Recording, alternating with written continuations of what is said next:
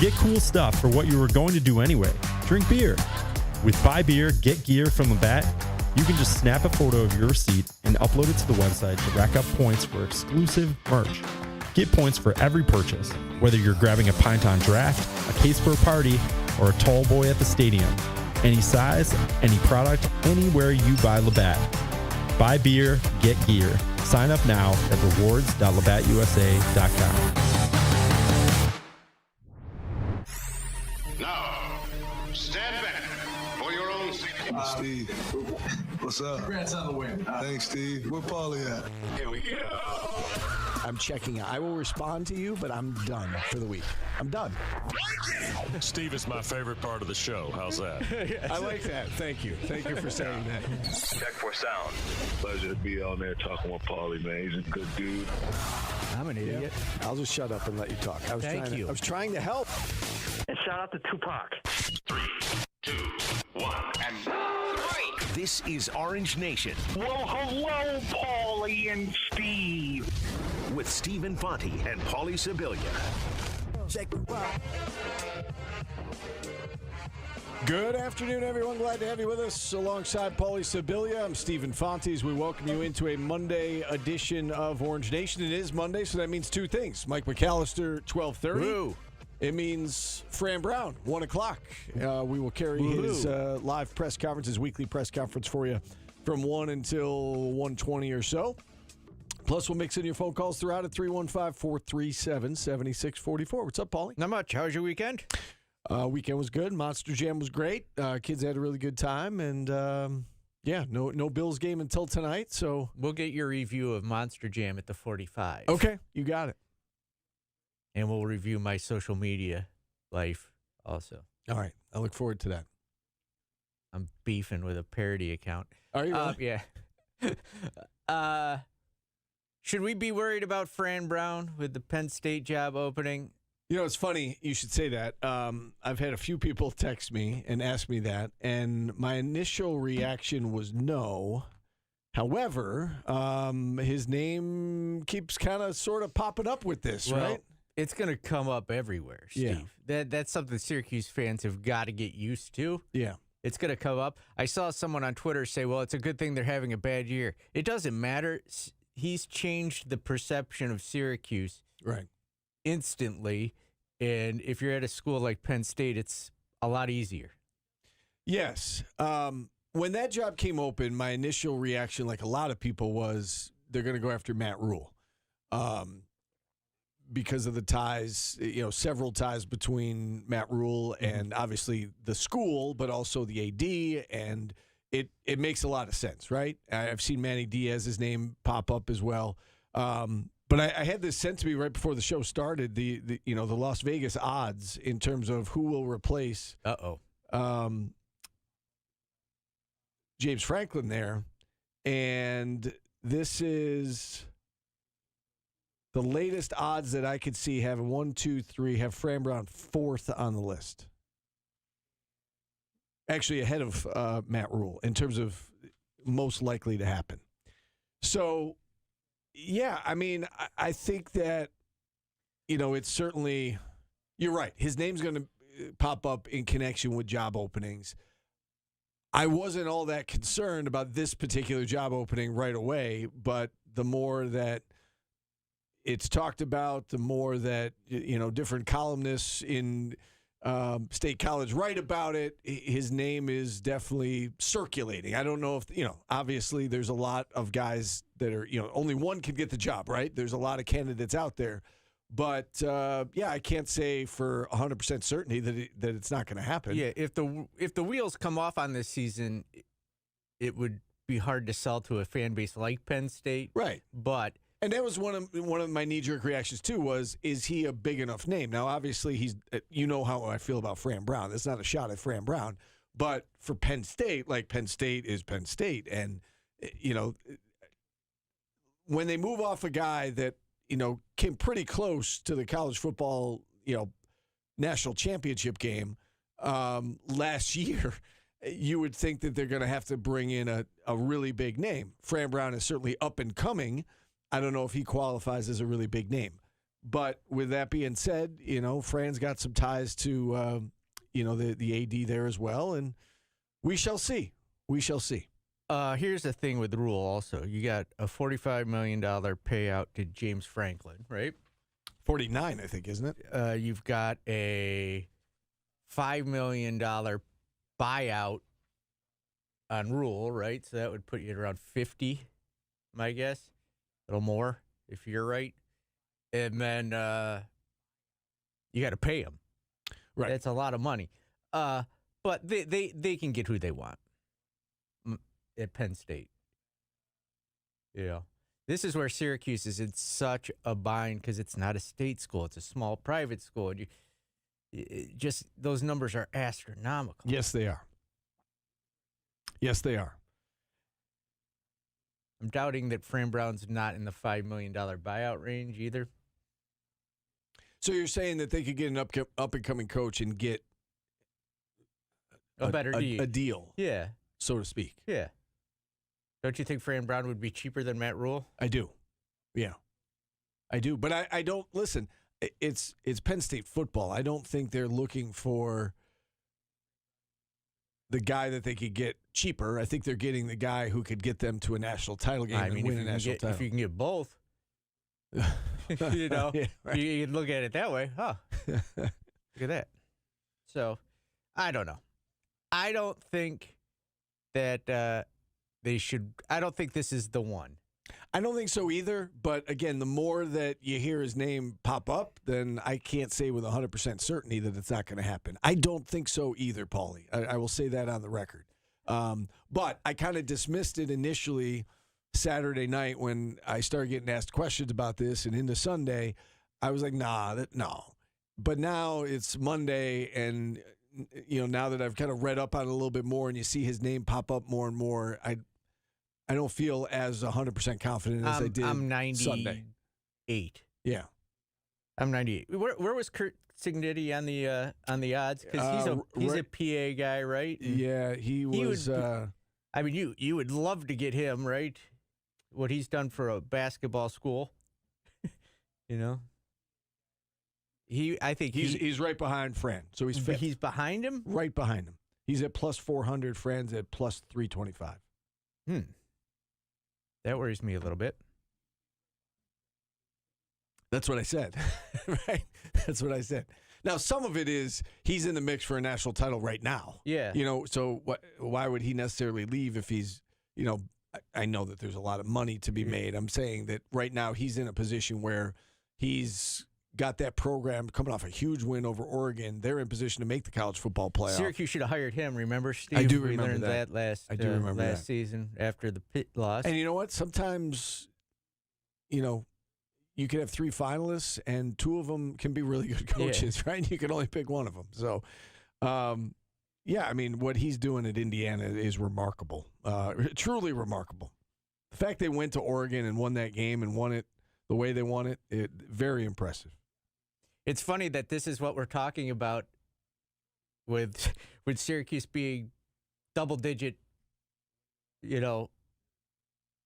underdogs to Pitt, who just came off Florida State win. But we're talking, Syracuse is in a 2-game losing streak, and we're talking about losing the coach. and the coach is an 11.5-point underdog going into a rivalry game. Well, again, I mean, the whole complexion of the season changed with the injury, right? I mean, they wouldn't be an 11-point underdog. They'd be 7 if we learned that. You think? Yeah. We don't know that. I think they probably would have lost the Duke game. The SMU game they could have won. Yeah. I don't know that they would have been a touchdown underdog with Steve Angeli. I don't know that. The defense isn't great. Yeah. Yeah, I don't have a great answer for the defense. And this is the other thing. I'm not trying to be negative here, but Angeli was good, but you got to factor in he wasn't good also at points. I mean, he put up a lot of his numbers in the last, from UConn on. He was right. I mean, from the fourth quarter of the UConn game on, he was Kyle McCord-esque. Would you agree with that? I mean, what he did in the fourth quarter in overtime, and then, Colgate was Colgate, but he played lights out against Clemson. Right. He really did. So did the defense, and then they right. came out and did not play lights out against Duke, and that happens. That's what I said. Like I don't have a great answer for the defense. I just talked with Nick Williams. He's our assistant coach this week on our Orange Nation TV show where we sit down, we do a one-on-one with him. I asked him, I said, did losing the quarterback affect the defense? Does it affect all three phases? The fact that, the leader of the team is not there anymore. He said no. He said that it's that's not the reason for the step back. The coaches are taking ownership of it and saying, they got to do better. And, they tried to use this bye week to do better. But it feels like that injury took the wind out of everybody's sails. As sharp as all three phases were against Clemson, they've really been the opposite since then against Duke and SMU. The special teams has been shaky at times. The defense has been shaky at times. The offense has certainly been shaky. So I don't have a great answer for you in terms of like what has happened to the defense since the Clemson game. They haven't played well. They haven't tackled well. And Nick Williams said they went back to the fundamentals across the board this past bye week, where the guys got a few days off and they really worked hard on the fundamentals, and they hope that it pays off come Saturday against Pitt. All right. Slew says, Paulie, that Clemson game was not a fluke. We were practically par talent-wise, executed better than SMU and Duke. We're not close to the talent level as Clemson, despite losing those games. Isn't Clemson the outlier there? Doesn't that make it the fluke? Because you only lost, you lost your quarterback, so that should have only affected the offense. Right, and that's why I asked the question to Nick Williams, because it does feel like the injury to Angeli has affected everyone. Took the air out of the sail? That's what it feels like. Now, against Duke, we talked about it, right? The field position that Duke had, that's in part to the offense. I think they had, 4 scoring drives where they had to go 60 or less yards, 4 or 5 scoring drives in that game where they had to go 60 or less yards based on, either a 3-and-out and led to a punt or a turnover or whatever the case may be. So I do think that is a reason, but it's not the only reason, right? The defense hasn't been that poor because of the offense. The offense has put them in some tough spots, but I don't think that the defense, you can't just chalk it up to bad field position. Defense has got to play better than that, obviously. Yeah. All right, we'll take our first time out, Steve. We'll come back, and the sky is falling. We'll lose our coach. We'll lose to Pitt, and then basketball starts, and we lose every game. Can't wait. What a way to end our opening drive. Brought to you by Burdick BMW of Cicero. Phone lines open if you want to check in, 315-437-7644. We've got Mike McAllister set to join us at 12:30. We're back after this on ESPN Radio. Burdick Toyota, Burdick Lexus, and Burdick BMW are proud supporters of Game Day radio coverage of Syracuse football. We are the pulse of the Orange. ESPN Radio 97.7 and 100.1. Did you guys see the freedom of riding a motorcycle on the open road can be a thrilling adventure. At William Attar, we know that motorcycle riders can face many dangers while riding and may sustain severe injuries in a crash. Why do you even respond? He's called me horrible names in the past, so I deleted what I put, and they thought I deleted it because I was scared William of getting Attar, fired. 315-444-4444. Main Street, Williamsville. South State Street, Syracuse. WilliamAttar.com. The wait is over. Auburn Honda is open at 348 Grand Ave in Auburn, and our grand opening savings are unbelievable. We're talking incredible offers across our packed lot of brand new Hondas. Ready to drive home today. Plus, you'll enjoy our stunning new showroom and a state-of-the-art service center built to make your Honda experience faster, easier, and better than ever. Don't wait. Grand opening savings are happening right now at Auburn Honda. Auburn Honda, experience the difference. Visit us today. Sorry. So, yeah, if I get fired, it's because I made fun of Lou Sassel. They're like, we're going to report you. I go ahead.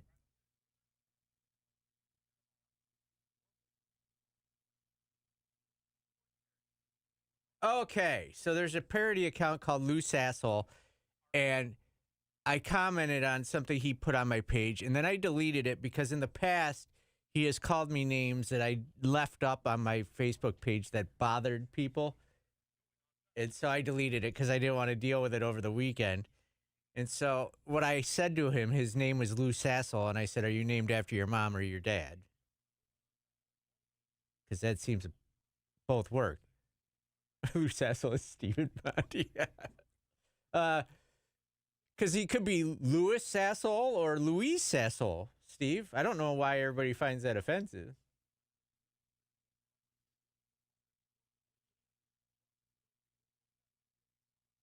Yeah, I just don't even respond to that person.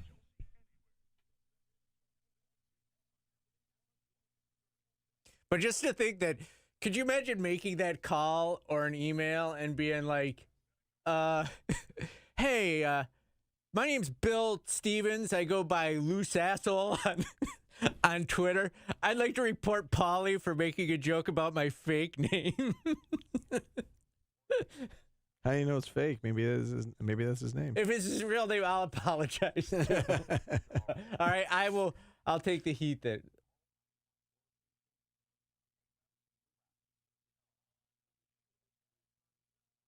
He's like, I've already reported it. Like, I was going to buy it. I go, good. I hope you used your real name so I could then post your posts of what you called me under your real name.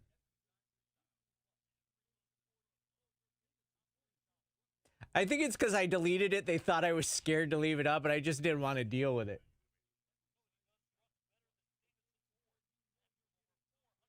Yeah, and then they all started accusing. They're like, Paulie must have been drinking too much. I go, I don't drink. And then all of a sudden they started accusing me of being a cokehead. Barry McCockiner, I remember him. It would be funny if it was Steve. That would be hysterical. What? If you were Lou Sassel.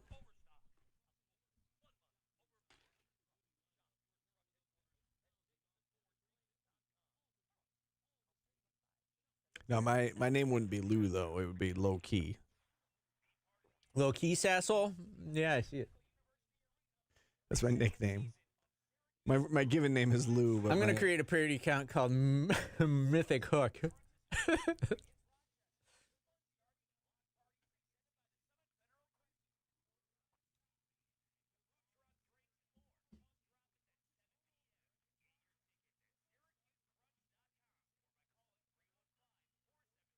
No, low key wasn't. I am a Pepsi addict. Steve's a Sprite addict.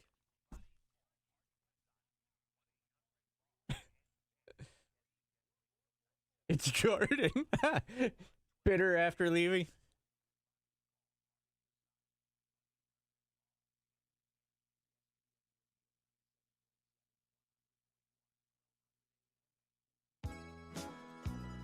Last day of one-hit wonders, Steve.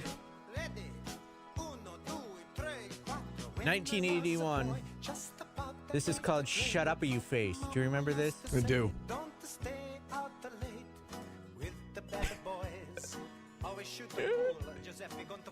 Shut Up, You Face. We should bring that back. That should be our thing. If a caller gets on our nerves, we'll be like, shut up, you face, and we hang up on them. Just get to the shut up, you face.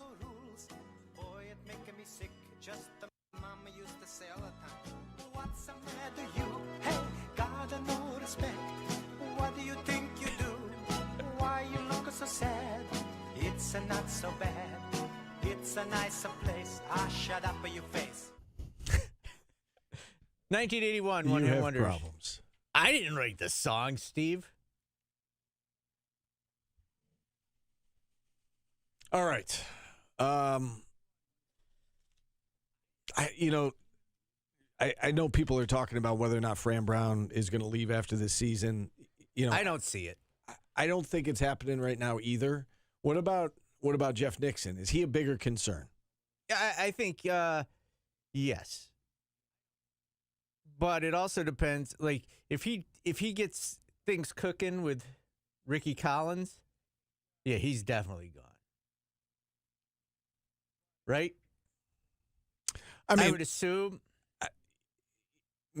Perhaps. I think that he's in a situation. They both are, right, where they know that their next job, like in order for them to leave, they want to leave for the right job. And we talked about this last year, right? And Fran talked about this, and Jeff talked about this last year, that you don't want to just leave for any job. You want to leave for the right job. And so I do think that Jeff Nixon can be selective. you look at what they have next year potentially, right? Steve Angeli healthy. You look at the schedule. You look at the core that they're going to have around him. And I know that fans look at it and say next year could be a really special year. If they stick it out one more coaching cycle and they can have on their resume, well, they went 10-3 their first year. They went whatever they do this year, but their quarterback got hurt when they were 3-1. And then the next year they win another 10 games or whatever it is. That might up the level of job you can go to, or so I don't know. I think they can both be selective, and I don't know if Jeff Nixon or Fran Brown, for that matter, they're just going to leave for the sake of leaving. I think they may want to stick it out here and see what they can do next year. Yeah, it'll be interesting. I think Nixon's more of a worry. Well, right, because he's not the head coach. Yeah, I think Fran is in a head coaching job. Jeff Nixon wants to be a head coach. It's hard to pass that up. If he gets an opportunity, and if he is somebody's top choice, that's hard to say no to that. Would you be upset if he was promoted if Fran Brown left? Would I be upset? No. Yeah, no. Does that seem natural to you? Like that is what would happen in this case? I think there's yes, if Fran doesn't take him with him, I think there's Well, I think Fran would tell him to stay if he was getting the head coach. Stay and be the head coach. Yeah, that's what you would hope any boss would do. Yeah. I think a lot of fans would be happy with that. This isn't happening. Am I ready to get at this? We're not talking about this point, or are we scared a little bit? Is this like... This is not like last year with Autry. No, you think there's a better chance? Yes. Yeah. Okay. Don't you? Yeah, but I think it's not that great. I don't know, Paulie. I mean, I tend to agree with you. Like if you said, do you think Fran's going to be the head coach next year? Yes, I do. But he's also... look at Doug Marrone. We talk about this all the time. Doug Marrone went 500 here. I know he didn't leave after a 500 season, but his record at Syracuse was exactly 500, and he turned that into the Bills' job. Yeah. What Fran has done here has been nothing short of remarkable. Winning 10 games, starting 3-1. Obviously, they're going through a little bit of a struggle right now after their quarterback got hurt, but it's been remarkable what he's done. And I think the fact that his name has popped up in connection with a job like Penn State or an SEC job, that shows you that other people are taking notice. So I don't think we can just dismiss it and say there's no chance. The last year with Adrian Autry, there was literally no chance that anything was going to happen, and people didn't want to hear that. But there was zero chance. I don't think you can say that with this situation. Let me ask you a question, Steve. Philly's Most Wanted says, Paulie, you have a better chance of growing to normal size than the staff has of getting it going with Ricky Collins. Are you out on Ricky Collins already? I am not. He's played 2 games in 3 years. I think you need to let the kid grow a little bit into the position. Did you expect him to, if everybody is going by, hey, look at what Pitt's quarterback did, then I would say Ricky Collins' progression is probably going to be a normal progression at a quarterback that just come out and all of a sudden tear it up. Yeah, and in some ways, to see what that young man has done, again, he's played meaningful snaps more recently than Ricky has, right? It's been 3 years in between meaningful snaps, and then he got thrown into the fire, at the end of the Clemson game, and now he's had 2 starts. It has not looked good, but am I completely giving up on Ricky Collins?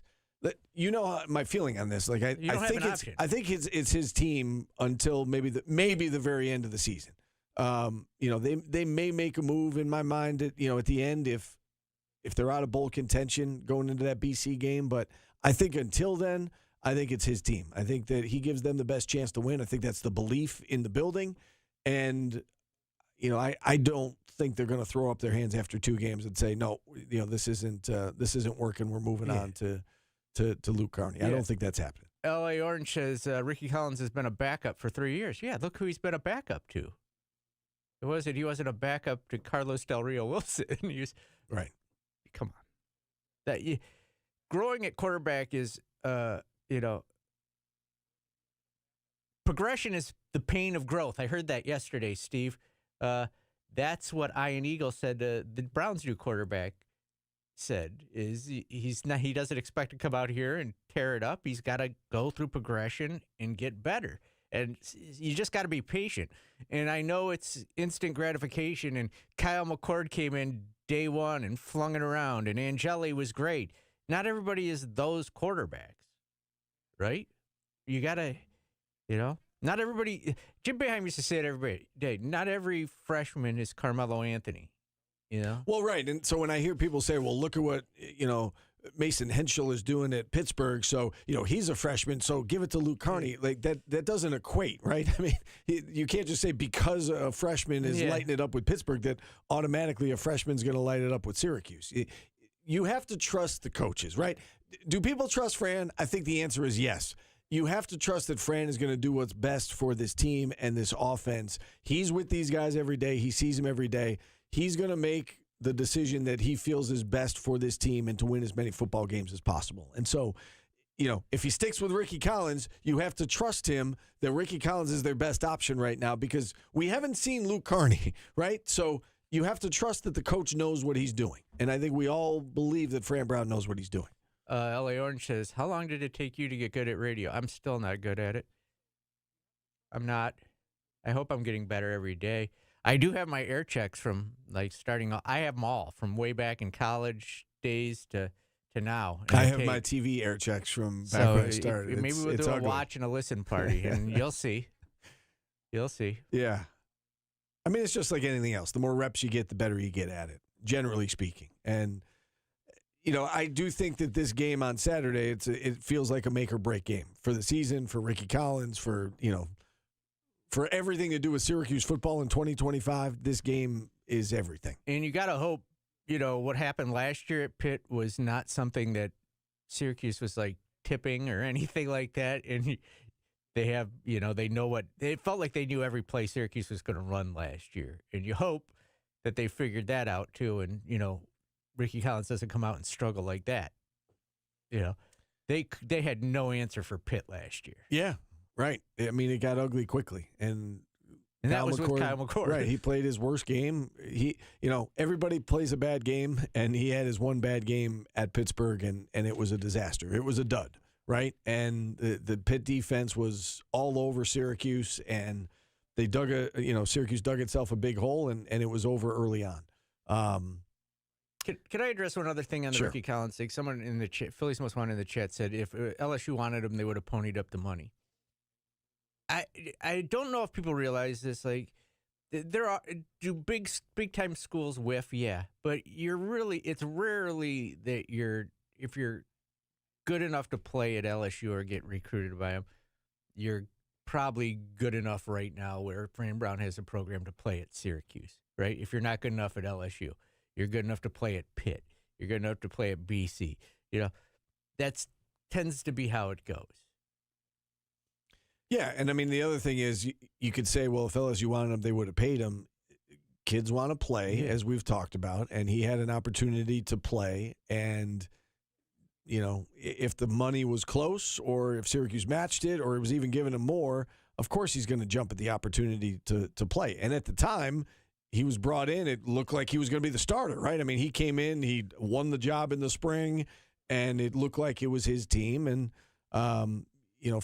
for many reasons, they went out and they got Steve Angeli, and he ended up not being the starter. But he knew he wasn't going to start over Garrett Nussmeier, obviously. I mean, they're a top 10 team, and Nussmeier continues to be really good, and Nussmeier was one of the Heisman favorites going into the season. If you're Ricky Collins, I think it made sense to come here, but it hasn't worked out the way he had hoped or the way anybody had hoped, and we'll take a break. You just hope that he can get better. Well, let's take a break. We got Mike. He's calling. I don't know if he has a day off today, but he's calling us today on a holiday. So, yes, guys, everybody in the chat, it's the Padres manager, Mike Schultz, retired. I don't know anything about it. You guys are the ones telling me.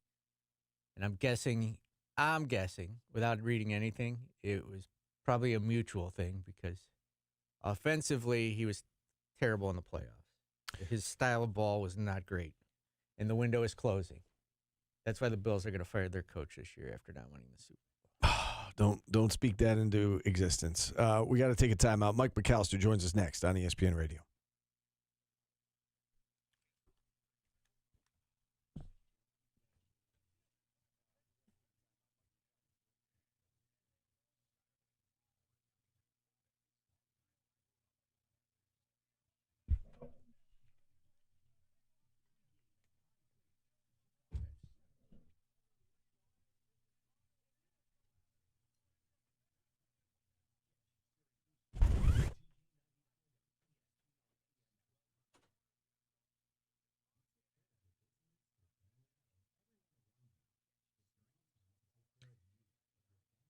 Bochy's an option. Ruben Diablo is an option.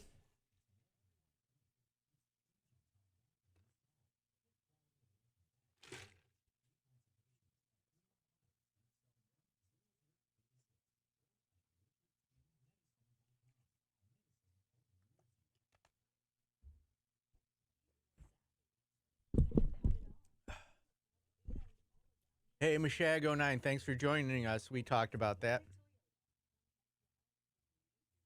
That's the exact same Ken Palm they had last year. 68 puts you on the bubble.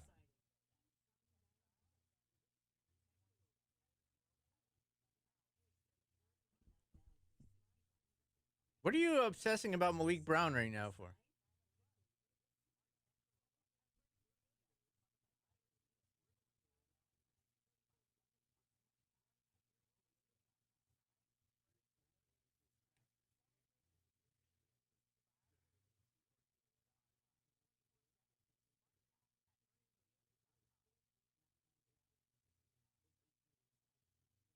If Vermont and Duke played each other, Steve, who would you root for? I'm not even going to answer that. Man, that's a tough question, guys. That's a good one. Nobody in the chat asked it, but I'm blaming you guys. Take the heat for me. Someone type it in quick.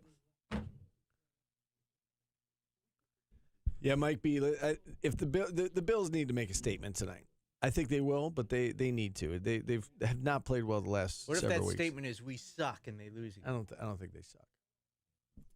Steelers are only got one loss. I said that when we did the picks. I picked the Steelers. No, I know, but like a week or two ago, I said the Steelers are going to steal, and you're like, I don't think so this season, Steve.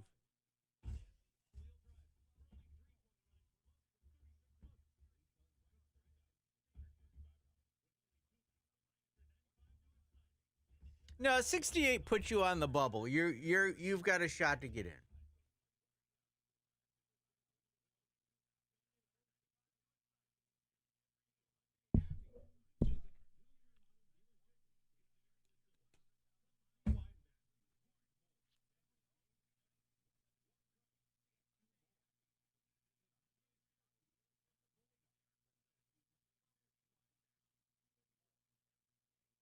And I don't get how Ken Palm can do that with the amount of freshmen they have. I don't know. Doesn't make sense to me. What the hell?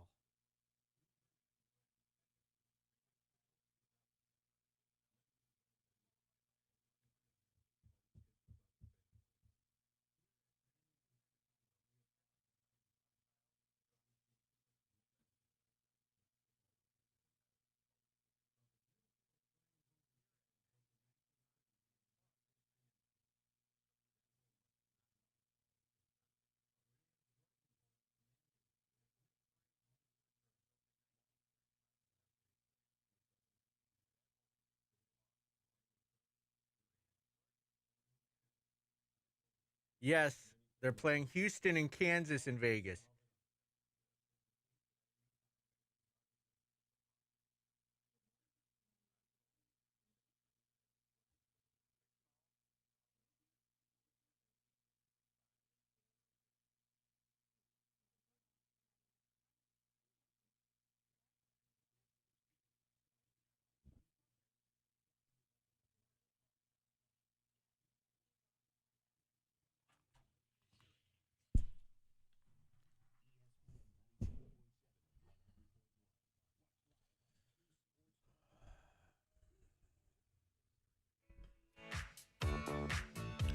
I loved this as a kid, Steve. I forgot all about this song. Stars on 45. It's a melody. It's like a super remix. It's fun. Yeah, life is fun, right, Steve? The expert on fun has spoken. That's right. Let's bring on our good friend Mike McAllister. Mike, it is just a bye week. No game was played over the weekend, but yet we still have a lot to talk about. And it starts with James Franklin losing his job at Penn State, and some fans are nervous that Penn State may reach out to Fran Brown. How concerned are you that Fran Brown is on their radar? Well, let's celebrate the fact that the first time in 3 weeks we haven't had to talk about a Syracuse loss from 2 days ago. So there's a good thing. They remain undefeated against the bye week, so that's good. As far as Fran Brown and Penn State, it was one of the jobs, if you're looking across the country, of jobs that could potentially come open, that I would say should worry Syracuse fans the most, just because it's a Northeast school. He's got ties to Philadelphia area, New Jersey area, et cetera. That's where they recruit really heavily.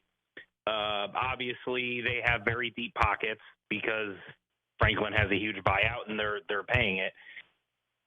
So, yeah, I certainly understand the apprehension, the nervousness, but all of the reporting that I've seen so far make it seem like Curt Cignetti and Matt Rule are their top two choices.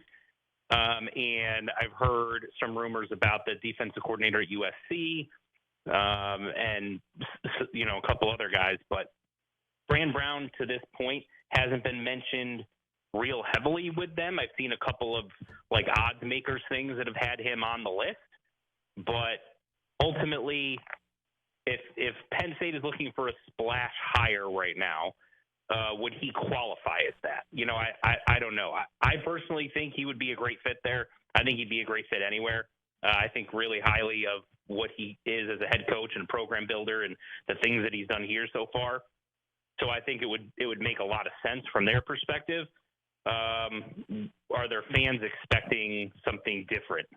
I'm not 100% sure on that, but certainly understand why Syracuse fans would be a little nervous at this juncture. You bring up Matt Rule, and when this job opened, he was my first thought. I was like, well, I think they're probably going to go after Matt Rule. How concerned should SU fans be about Jeff Nixon potentially following Matt Rule to Penn State and State College? Should Matt Rule get that job, given their history together? Yeah, that's something, I guess, to be concerned about. Obviously, that would be in the off season, and his son is currently on the team, but will have exhausted his eligibility, I believe, after this season. So one would figure at that point, the ties to Syracuse would just be wanting to stick around for Fran Brown and the relationship that he has with him. So he's got a strong relationship with him. My thought kind of going into the season was if Syracuse has a decent season offensively, that he was, had a good chance to be gone. But my thought was potentially to the NFL as an offense coordinator, something like that.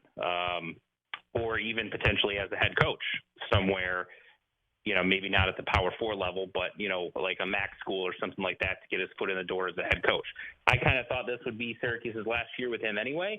But, if anyone is able to convince someone to stick around, Fran Brown is the guy I'd want leading that charge. The other interesting part of this story is certainly with recruiting and even guys who are currently on the team at Penn State, right? They're going through some issues and a coaching change and not what they signed up for, being 3-3 at this stage. A lot of people thought they were going to be a national title contender. So with that in mind, are there any guys with ties to this program or Fran Brown that either, you look at as potential transfer portal guys or even, verbal commitments, guys who, were expected to be freshmen next year that might be, kind of reopening their recruitment now. Instead of going to Penn State, they're looking elsewhere. Yeah, now I know that the transfer portal technically is open for the next 30 days for players currently on the team, but they're also playing a season right now. So I would think if some leave, it's probably not going to be, some of their top guys or their starters. Like obviously Trevor Pena doesn't have any eligibility left after the season, so guys like him, it wouldn't make sense to hit the portal, but. You never know. I'm given where Syracuse recruits, Fran Brown recruits, and where Penn State recruits. There's players all over that roster that have had a relationship with Fran Brown in some capacity. I'm sure that's certainly the case. My main focus has been on recruiting in terms of players that are currently verbally committed to Syracuse. Now we know that there is a class of 2027 wide receiver named Khalil Taylor, who had been committed to Penn State. He decommitted shortly before the firing of James Franklin, and he is visiting Syracuse this coming weekend for the game against Pittsburgh. So he's one, obviously. They already flipped Roseby Labintus, the offensive lineman, well before the season even started. There's other guys with Syracuse offers that are currently committed to Penn State that I'm just sort of keeping an eye on. 4-star offensive lineman Kevin Brown, 4-star wide receiver Davian Brown, 4-star linebacker Terry Wiggins. He visited Syracuse multiple times, including this past spring before he ultimately committed to Penn State.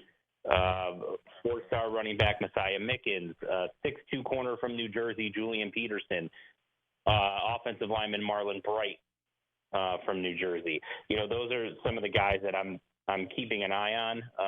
Even 3-star defensive lineman Tavian Branch, guys with Syracuse offers that committed to Penn State. If I'm Syracuse, especially if there are some at positions of need, or even those that are the most talented, and they're just, if they want to come here, you can't pass them up regardless of what your numbers are. If I'm Syracuse, I'm making those guys say no to me. So I would at least give them a call and see what they say, and kind of go from there. And then, of course, we put out a story shortly ago that 5-star 2027 running back Iman Spell, who is the number 1 rated running back in that 2027 class, he decommitted from Penn State, and he is scheduled to visit Syracuse for their game against North Carolina. All right, let's talk about this next opponent. And Pittsburgh's playing some really good football the last couple of weeks. They blew out a bad BC team, but then they go down to Tallahassee right after that and beat Florida State at Florida State, which we know is not easy to do. And their freshman quarterback has been lights out, Mason Henschel. Back-to-back games over 300 yards passing. He's got 6 touchdown passes in those 2 games, in those 2 starts. What do you make of this Pitt team, and what do you make of this new starting quarterback they have? Yeah, he's certainly playing at a very high level right now. You hope, if you're a Syracuse fan, that he can come back to earth a little bit, right, in this game, even if he kills it the rest of the year, but maybe have one of those freshman moment games where he throws a couple of picks and doesn't have, his greatest outing. That's certainly what you're hoping for from a Syracuse perspective. But the fact that he was able to do that on the road in a hostile environment like Florida State, even if we think Florida State was a bit overrated after that win against Alabama, and they've certainly played that way since then, it's still impressive as a freshman to go on the road and win a game like that. That's extremely impressive. Defensively, Pittsburgh always seems to be good with Pat Narduzzi there. They've been good almost every single year that he's been there. And they always run the ball well. They always seem to have talented running backs. So when you've got a quarterback that's playing at a high level, that makes them an extremely difficult team to match up against. And that's what's coming into Syracuse, a hot team that's very confident and does a lot of things that have plagued Syracuse, that have caused them some issues in the past couple of weeks, stopping the run, playing really good defense, things of that nature. Were you surprised to see that it was a double-digit spread when it opened?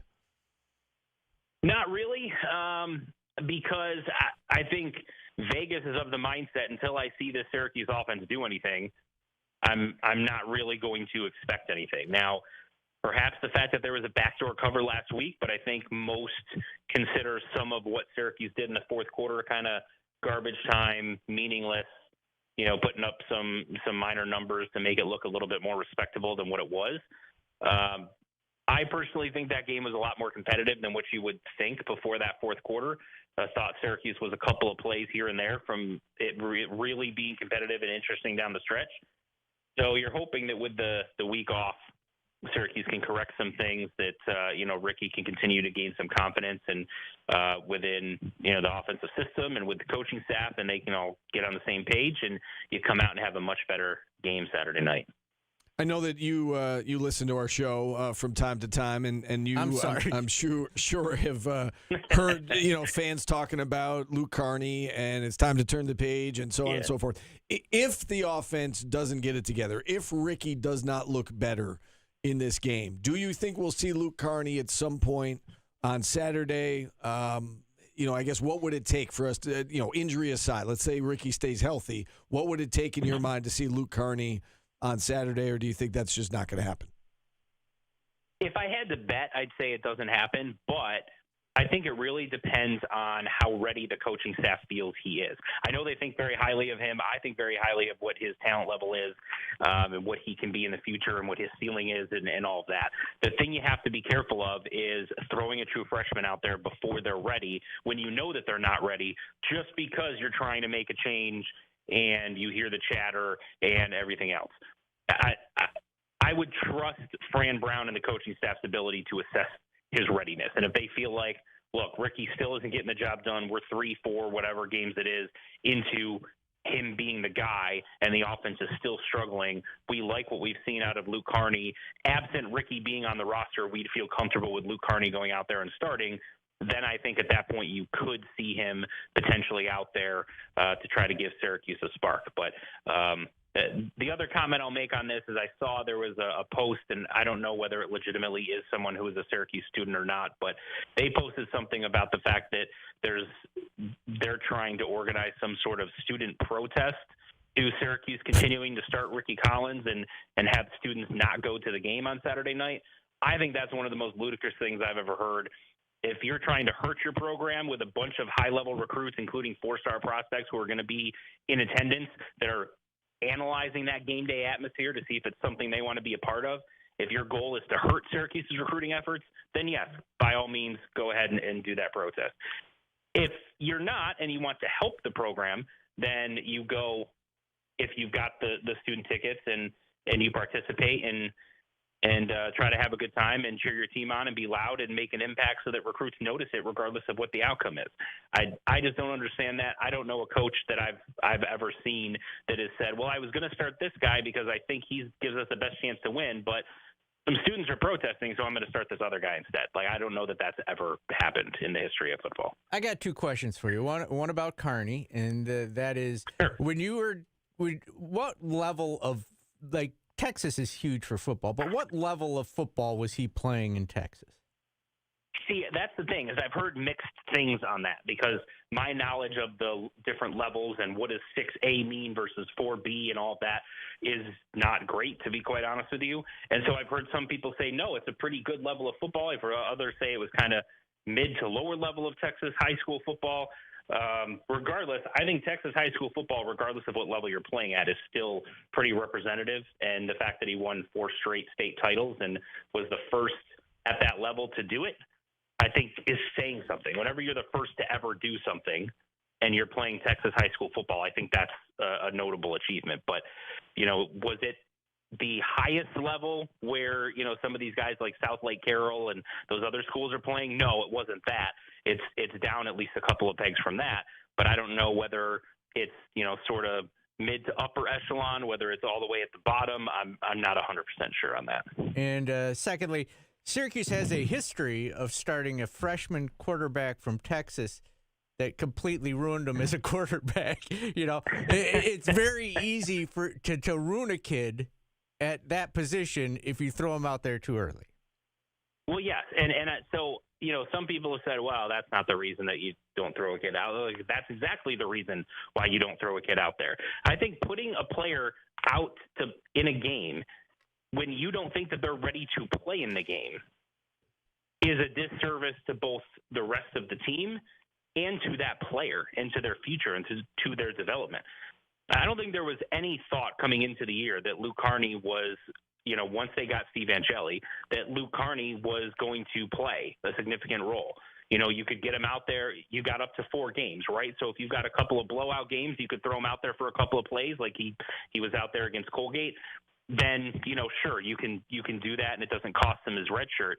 But otherwise, if you've got a player that you think has a really high ceiling and has a bright future, then rushing him out there if you don't feel like he's ready just to try to gain some sort of spark and hope that you were wrong in your assessment of his readiness, again, I think that does more damage than it does good. I'm not sure that it would help things. I think there are some things that he does that, would translate to the college level and that he could show some flashes of what he can be. But again, if you think highly of this coaching staff and I've seen the slogan thrown around there, right? And Fran Brown, we trust. Well, if you really trust him, then trust him to make the right decision both for the team this season and also Luke Hardy and his future. All right, Mike. As always, we appreciate the time. We got to run. That's Mike McAllister. We'll hit a timeout. We'll check in on the market, and then we got Fran Brown's live press conference coming up at 1 o'clock. Back after this on ESPN Radio. SU Talk 44 and YouTube, I was talking about Joe Fields.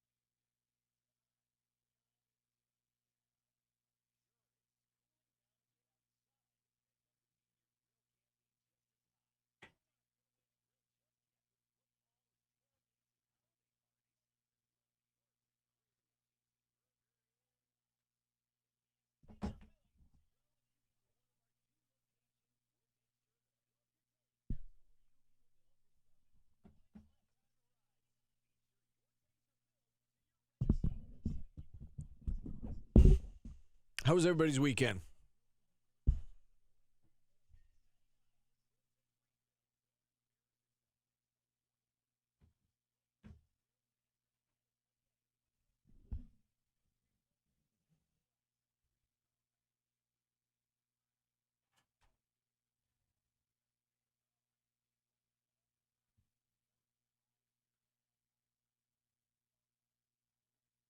Yeah. They're going against Pitt this week. You want to throw them out against Pitt, who just beat Florida State? It wasn't Drew Brees. It was, who the hell? It was another NFL quarterback, but it wasn't Drew Brees.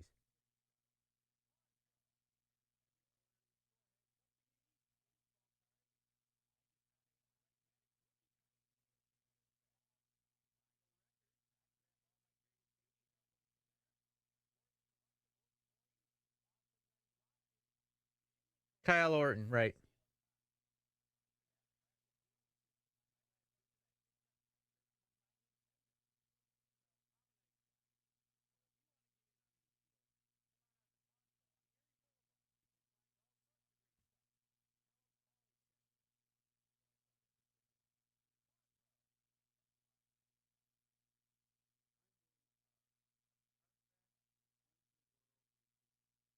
Teams have spurt years. It happens. Syracuse beat Miami last year, won 10 games. You know, it happens. Is maintaining it possible? I don't know. LA Orange? How's that for an answer? Spurt years, yeah. You heard me. Where you just spurt.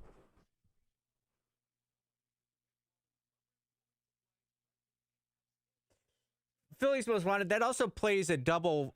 Like none of their facilities are on campus. It's a pain in the ass for them to get to them. It's a double-edged sword.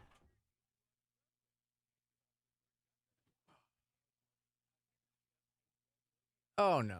Oh, I forgot we have Bill. All right, we gotta do this quick.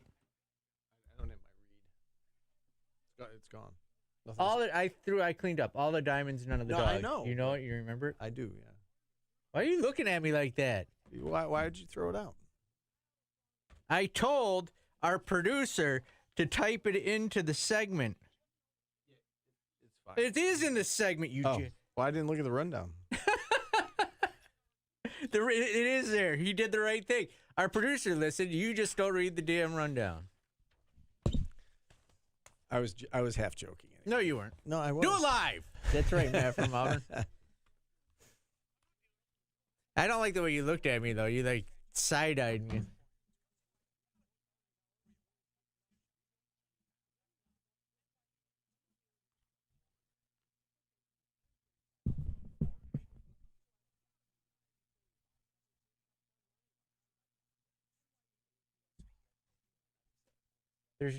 The market's not open today.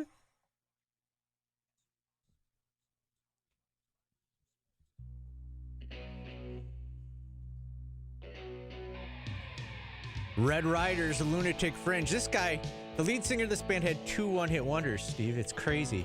It's Tom Cochran. So in this band, they got a one-hit wonder, and then he had Life is a Highway. How about that? Little nugget for you. Let's go to our guest line. We've got Bill from Lee Baldwin on the line with us. Bill, how's the market doing? It's not. We're doing pretty good today. We had a pretty sharp sell-off Friday afternoon after Trump started up tariff concerns or possibly issues with China again. So the Dow dropped over 800 points on Friday. We're getting back 600 today. Plenty of diamonds today. One of the reasons Trump's not happy with China is because they're not selling us rare earth metals. So U.S.-based or North American-based rare earth stocks are taking off. Critical metals is jumping 40%, so they may see more business. And not many dogs today, but a couple in the casino space. A couple of casinos have exposure to China and Macau. So Wynn Resorts and Las Vegas Sands are down 3% and 5%. Respectively, but overall, a really good day. Strong day. We love hearing that. Great way to start the week, Bill. Thanks for coming on. Yes. Thank you. All right. All of the diamonds, none of the dogs. Visit LeeBaldwin.com. We got to take a timeout. Fran Brown's live press conference coming up next on ESPN Radio.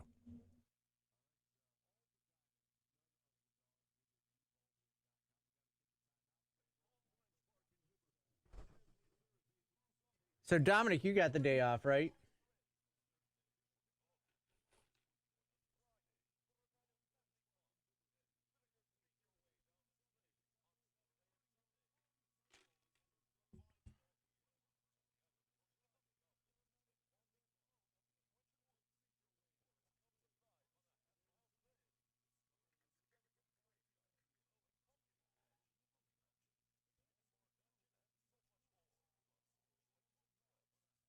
So it's for 50% of the people.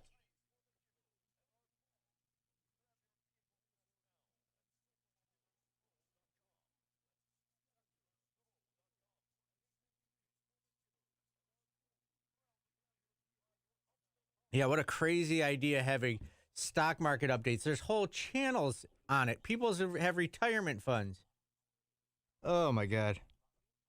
It's not for you, Tronic. So if you don't want it, it happens at the same time every day. You can tune out. Can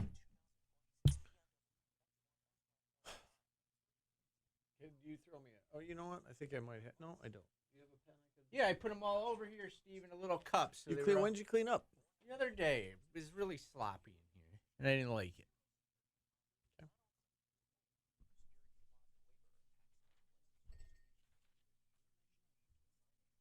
You have the press conference up? We're in a commercial break, so can't really put it up right now. Okay. I just want to make sure we had it.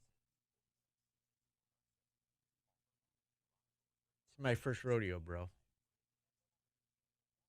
Sometimes there's like, oh, there's no feed. Does Channel 9 have a feed? Like, I was just making sure we had it.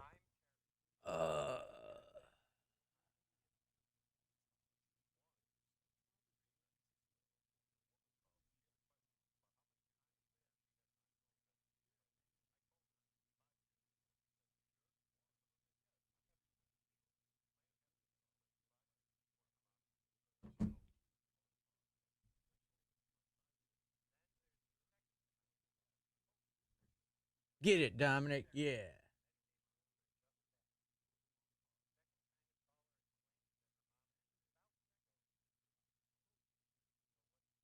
Funny. There was one funny comment on the Bert and Ernie picture.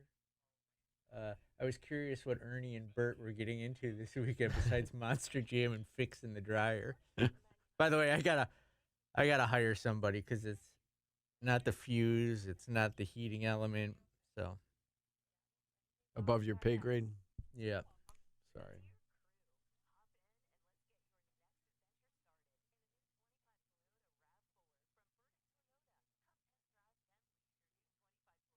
It's not the fuse.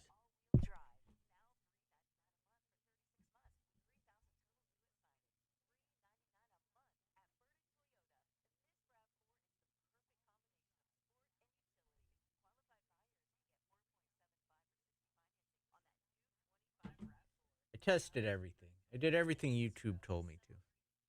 I think it's the timer. I think it stuck it off.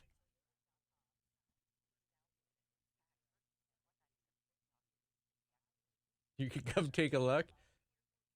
Are you going to get stuck in the dryer? That's funny.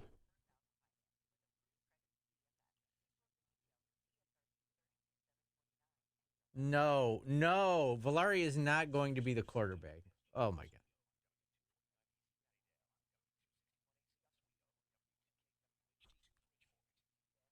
Hit it with a hammer? I thought about it.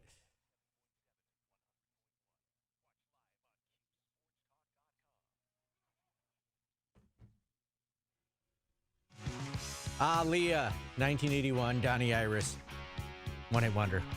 We are waiting on the Fran Brown press conference. It's potted up, Steve. All right, you good. Happy with that? Yes, and we are driving into the second hour, brought to you by Burdick BMW Cicero. We've got Fran Brown's weekly press conference. Obviously didn't have one last week because of the bye week, so the first time we're going to hear from him in essentially a week and a half. I'm sure the quarterback situation is going to be a hot topic of discussion. He's probably going to field several questions about that. I would be, and I've said this multiple times, I would be stunned if a change was made. Do you think he'd announce it if it was? I don't know if he would come out and announce it. He might. I think he would handle the questions differently if he was thinking about a change than if he wasn't thinking about a change. I think if there's no chance, he's going to come out and say there's no chance, and that he's fully backing Ricky and he's the guy, and basically how he's handled it to this point. If he leaves some gray area in his answers, he either wants to keep Pitt guessing or he's thinking about a change or maybe both. Okay. So I am curious to hear how he handles that. I think he will not even. He'll be. All right. We've got him. He's on. It's okay. potted up and ready to go. Let's hear from Fran Brown. Head coach here, God has blessed me tremendously to be able to lead this football program. Truly thankful for that. Wife and kids, just thankful to have a family that supports me, and that means a lot. Really excited about our past bye week. Got a chance to really relax and just own in on all the little fundamentals of football, so that was good for our team to be able to do that, and for us to do some things together to become just a closer, tight-knit family. Get a chance to play against Pitt. Rival game. It's important that we go out and have fun when we play this game. I want them to come here and have a lot of fun playing this game. I'm hoping this game, honestly, is a 4-quarter throwdown. Hopefully we play 5, whatever it takes, but it's going to be a good football game. Excited to go against Coach Narduzzi. He's one of those coaches that really good football coach. You love if you coach with him, you hate when you coach against him, right? I'm excited to be able to compete against him. I think Cade Bell does a really good job with their offense. Randy Bates still there. I think he's been doing really good on the defensive side of the ball. And then Jacob, their special teams coordinator, I think he does a really good job. Their offense is good. They got a new freshman quarterback that's in. He's killing it right now. Six is doing a heck of a job just sitting there watching him. Mason. I like Mason. All 3 running backs are really good. Desmond's a freak show out there just playing. He make plays all over the field, special teams, running back, receiver, no matter where you put him. But Turner, 25, is really, really good. I like Turner. And then Jules, like all their running backs, number 8. I think they do a really good job. The receiving crew, 5'2", 3'7", the tight end, 82. They got a lot of really good football players on that side of the ball. They're doing a good job. Defensively, they're really good. They did a great job against us last year defensively, so you got the opportunity to go out and compete against them again. I think their defense, to me, is ran by Kyle Lewis.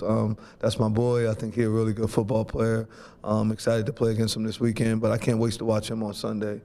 He's a really good football player. He's a leader. He's a tough kid from Jersey, so excited to see him and actually get the opportunity to compete against those guys this weekend. And just overall, the DBs are good. They got McIntyre. They got a bunch of those guys that can play. The linebackers are good. Their D-line's good. They do a really good job. And this will be a really good football game. It'll be a fun game Saturday night. I'm excited, and hopefully everybody can show up. Questions? We'll go Chris, then Brett. Fran, Ricky is your starting quarterback on Saturday? I mean, yeah, why wouldn't he be? Okay. He okay, right? Yeah, yep. Yeah, Ricky's starting quarterback. What are you seeing from him that sort of gives you confidence that he's sort of the guy moving forward? He's just our quarterback. He's doing a good job. He's picking up on offense even more. Doing things that he's starting to understand a lot more. You know, he's IDing stuff better, so we're excited about Ricky. Is there an area or two that you've worked on him over? I ain't doing all that talking about all those things. Ricky's doing well. He's our quarterback. We're excited to go out and compete with him on Saturday. Fran, you brought up after the SMU game, like some play calls in the first half versus the second half. Did you have time to consider during the bye week, are you going to take more of an active role in play calling going forward, or how's that going to work? No, we're going to let those guys continue to do it. We'll let them continue to do all the things. They understand my vision now and see exactly what we're looking for, so we should be fine. You brought up that Pitt put in a freshman quarterback, and they've had some success there. Yeah. If it did come down to it, how ready is Luke to play if he had to? I think Luke's ready. I think all the other guys are ready, but we're sticking with our guy, Ricky. We'll go Javon and then Samantha. Fran, you seem happy to get back to football. How much of a bye week did you and the team really have? How much of it was spent away from the facility and how much was in the facility? I went out to recruit on Friday, and then I was back Saturday. We had practice. So I think Thursday night I might have went or something like that. My little league coach passed away, so I had to shoot his funeral and come right back. Like, I was just here. Like, I was enjoying the atmosphere, enjoying Syracuse. We had a lot of other sports going on. I think our volleyball team's doing really well right now. Our softball team, not softball, they went well too, but our soccer team went down to Miami. They won a game. There's a lot of sports are doing really well here right now, so I'm excited to follow what they've been doing and just watching all the teams do a really good job. So I'm happy to be back. You said your little league coach had? Yeah, when a coach that I grew up with meant a lot to me. He passed away, so. Condolences to you. Yeah. What's been your message to your team throughout the bye week in terms of how you want to attack the second half of the season? We're just going to work one day at a time. We're just going to work one day at a time and stay focused and stay on a mission, right? All their dreams and goals, aspirations for the season are still ahead of them. They're right there. They just got to be able to take them. They got to be able to grab them. You know, more so with us, it's about faith. You know, I've just been talking to them about faith, right, and just pushing and believing and working, right, because faith is you got to work on something that you can't see, right? It's not there. You just know it'll happen. So faith and hard work is what my message has been. DART, same thing. CCT, make sure you're committed, care, and trust. And why are you working so hard at all these things that you're not sure if it'll show up? Because you got faith and you believe that. So you're just working. When you work, you have unwavering faith. I think everything will work itself out as long as we do it all together and everyone's on the same page and we do it as a team. Team's always bigger and better than I, right? I like us instead of me, and it helps us a lot. Mike, give it back to Samantha, and then after that, Megan can give it up to Maddie. Sorry for your loss. I was wondering, you mentioned earlier in the press conference the fact that you and the team had an opportunity to maybe do some things to get closer together throughout the bye week. What are some of the things that you guys did? They went out, but they kind of did some stuff together, and we was kind of all around each other doing it. I'd rather just keep it between myself, what we done. Just we spend time together. They spend time together away from the facility, and just got to not just do football, just like go chill, go lock in and watch other stuff, right? So it was a good deal. And then it was good to be able to watch college football this weekend and see all the stuff that went on in reference to the games and things of that nature. So it just let everyone know, like, dang, we are really right there. Like, we're right where we need to be at. So let's just stay focused. Let's continue to believe. Let's accept the message that the coaches are giving us, right? Me, listen to all the stuff that the coaches and everyone's saying. And let's just continue to grow this program, right? We're in year 2. It's early, halfway through the season, 3-3, not where no one wanted. Just to make sure that our expectations, to go back to your question, that our expectations, our efforts matching that. Right? Let's make sure that our effort is matching our expectations. And if they do, then usually things will work itself the right way through following our core values, which is DART. Why do you think that's important for players to hang out in spaces that maybe aren't, within these walls or on the football field? Because you earn trust. You start to be around, like before Tyler, when I first got here, I didn't trust him. He was keep telling me all this stuff, and I didn't know him, right? And through time, because we spent time together, now we have a different relationship. So when he tells me things, I'm trusting what he says. Before I used to go look up everything he said to make sure. Now when he says, okay, I know that, me and him are on the same page, we have the same mission, we're working together to make this university a really good university and to develop the program. So the same way me and Tyler got to spend time, the same way they need to spend time, so that way you earn more trust. And you just know he gonna do his job, he knows I'm gonna do my job, and we just work for. We'll go to Maddie, and then we'll go to Nick right after that. You also. To be able to be back at home after the bye week, after 2 losses, how much does that kind of give you guys, like, confidence-wise, being able to have a home crowd behind you, especially with a Pitt team that's, playing really well as of late? You could play Pitt on the highway if they wanted to, I just want to go play football. I'm happy that the fans will be here. I don't know who's going to come, who isn't. That'll mean a lot if they all were to come to the game and do it, but I'm just blessed to have the opportunity to play a football game.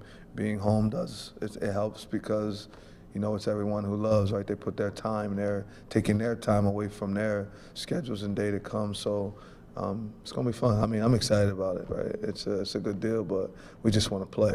No matter where we play at, we want to go play. We'll go to Nick right behind you, Maddie. And then we'll go back in front to Chris.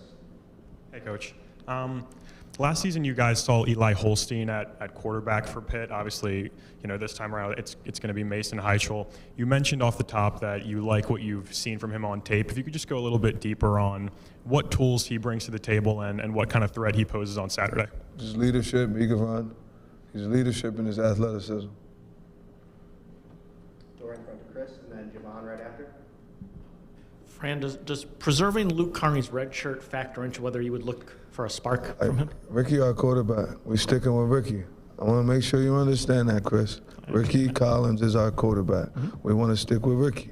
When something else happens, you'll be the first to see it if you're watching the game, if we had to put him in. But Ricky Collins is our quarterback. We want to stick with Ricky, and everyone else is going to back Ricky up until that time comes for them. Sometimes a guy can come in and give you a spark, though, right? So I was thinking more like, would you try that, and would a red shirt matter in that situation? No, I just don't want to tell you all my secrets. Okay, respect that. Are you willing to share anything about Justice Ross and what his injury was and whether he'll play Saturday? He has sprained his ankle. He should be straight. Okay, thank you. Pass right over to Javon. Fran, when you first got here, you said there's no place you'd rather be than Syracuse. You sat down with the Athletic a few months ago, and they seem to think you've got a chance to leave for some bigger job bigger job. Do you have anything you want to say to the Syracuse fan base to reassure, like, this is where you want to be? I mean, I'm working at Syracuse right now, so I don't really need to talk about that. If this wasn't where I wanted to be at right at the moment, would I be standing here at this moment? Nope. Yeah, so I'm just focused on that. I'm focused on being here. I'm locked in on coaching the players that I have here. This is where I work at. I think that's disrespectful to even bring that up and ask that. Like, what's the point in asking that to make some media or me to say something opposite of it? Like, they hired me to come here and do a job to coach this team, and that's what I'm doing. Last season, coming off of byes, you guys had 2 tough losses. Did you kind of change anything in your routine this time around to try to avoid that? No, we just practice, spend time together, doing stuff like that, just staying focused. Take a couple more for Coach. We'll start with Samantha right in the back. Tripping, man. You mentioned faith as something that you preach to the players. What does faith mean to you? Why is that an important concept to teach players? Because you understand and know what work is, right? You just got to be able to keep working. But my faith, it comes from something else, like my religion, right? We don't all have the same religion. My players don't, different things of that nature. But I believe in my Lord and Savior, Jesus Christ. I've never seen Jesus Christ, but he's always been there for me. So that's my faith and understanding and knowing that all the things that go on in my life, all the things that have happened. I got a beautiful wife. I got great children. I coach an amazing football team. I'm at a university that's like this, and I'm able to be here and do these things. that has to be because of the faith and just constantly working and pushing and understanding and knowing that those things can happen. Otherwise, it would be anybody in this position, right? Anybody could be standing there. But it was just the faith and the hard work, and I worked and worked and worked and prayed to get a job, and then it happens that way. I didn't work because I knew it was going to happen. Well, I did, but I worked understanding and knowing that, like, okay, this has to happen. It's going to work that way, and I believe and I trust in God, and I have faith in God. So the more that I put the work in, it works itself that way, and I do that with our players, right? I mean, isn't that isn't that why everybody's working? No one knows if they're going to go to the NFL. They're just working consistently and just constantly working.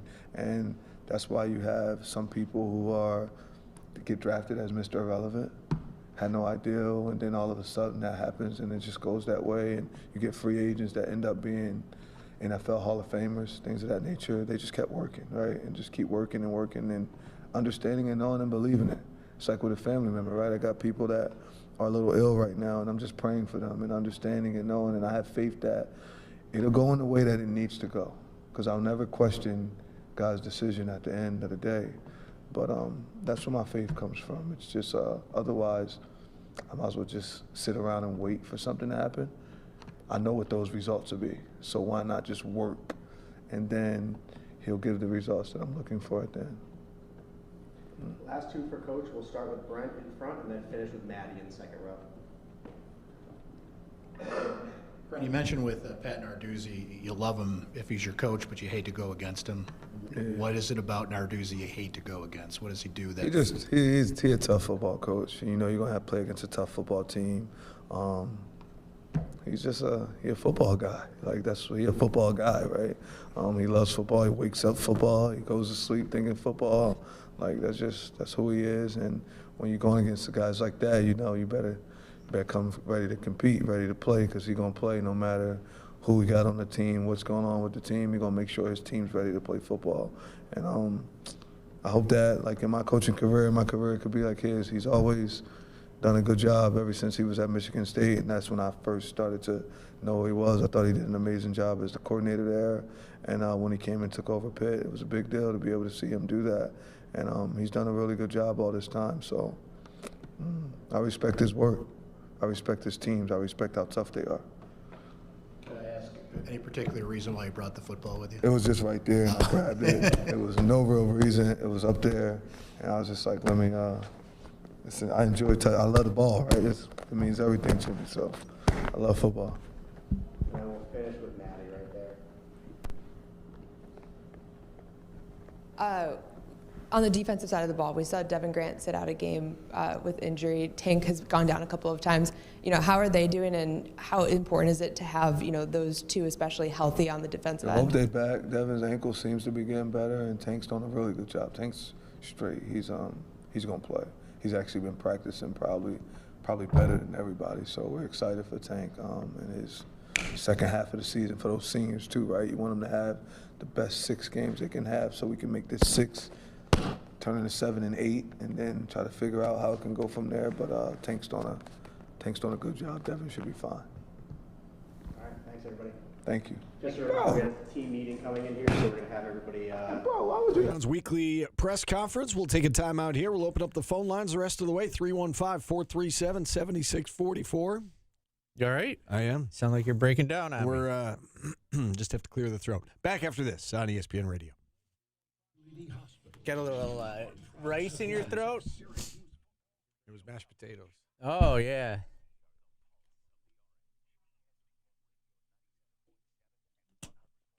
A fight broke out, and we had to cut out of it. It was so violent.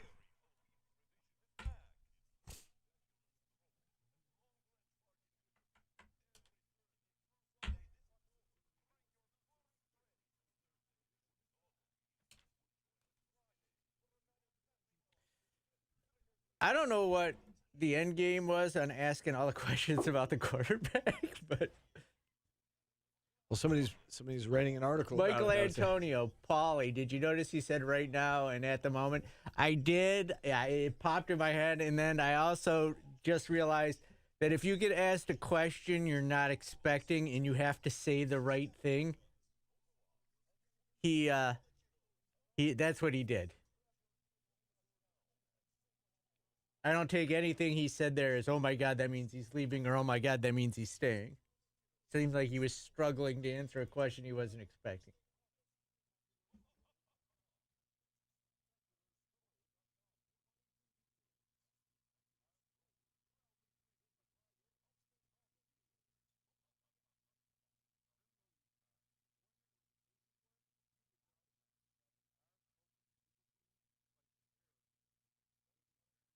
I'm leaving right after the show today, Steve. It's a holiday. Everybody else got it off in this damn building. Not me.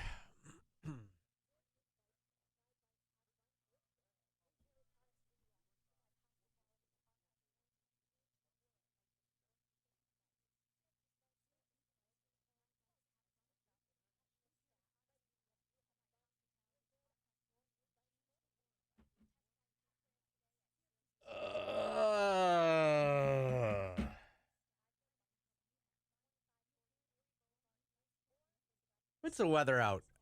Light rain? Is that what it says?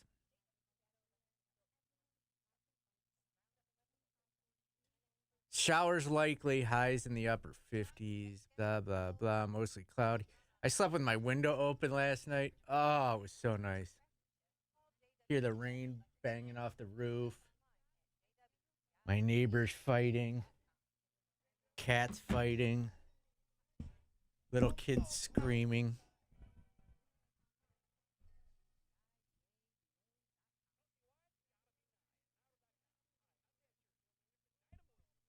In a bad legal position. The hell? He couldn't have said anything illegal. He was just saying, well, I don't know. You guys fight about what he said. I don't want to get into that. Yeah, I mean, Orjo Hana, I think like sometimes you do have to ask a question that you know that the person isn't going to like, but it's in the news and you have to ask it, you know. I think this is the most, like, I don't like the question about the job, but I also think it's coming off a bye week. It's been in the news, and, you know, it's not like what they did to, what's his face from the Kansas, Bill Self. Or no, Roy Williams, like right after he lost the national championship. Right. Yeah. I texted with Maddie just to find out what happened. As we left the air there, she said, I said, did he say something to Javon? She said, yes, he was annoyed at the question he asked. She said it wasn't really heated, more of kind of joking. Like, it seemed to me that he was just like, come on, man. I didn't appreciate you asking that question. But it was, she said it was no big deal. I think I'm going to get that at his show this week from Coach Brown. I think I'm on the hot seat for one of those. What'd you say? I said I think I'm going to get one of those at his show on Thursday. With what? Coach Brown. What? With what? The Twitter, our Q Sports Talk Twitter account. Oh, right. I thought you already... No, he hasn't. I said I'll be at the show if he wants to talk to me in person, so he doesn't have to call me. I'd rather talk in person than over the phone anyways, or texting.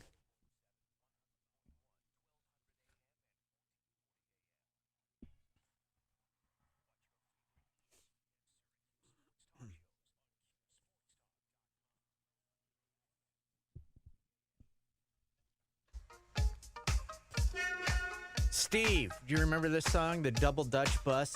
He talked like Snoop Dogg before Snoop Dogg. Does that make sense? You know, the faux shizzle and the... Yeah, I know what you're talking about. Don't know the Double Dutch Bus. Don't believe I know I believe the this song is for the jump roping. Gotcha.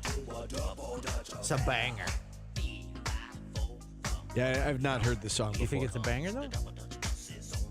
It's something. It's different. Come on, where's he singing? Ah, never mind. He does say... He does do the whole shizzle, nizzle, bo-bizzle. I'll take your word for it. Somewhere in there, and I don't want to spend the whole time. Will Steve say the word banger? That's a good question. Yes, he said banger before. He just wasn't ready to commit to that question. Just like Fran Brown didn't like some of the questions he received today. I don't tend to like that question, Steve, about the job in season, but it's a bye week and it's been in the news. Like, he's in the Vegas odds right now of getting the Penn State job. I think you need to ask it. But, oh, well. Can we put is there going to be a quarterback change to rest? Yeah. Do you feel confident? That was the one. I get he's writing a story, but you knew you were getting that answer no matter what you asked, but you still got to ask the question. You're talking about the Ricky. Yeah, Ricky. Yeah, he said the same thing 3 or 4 times.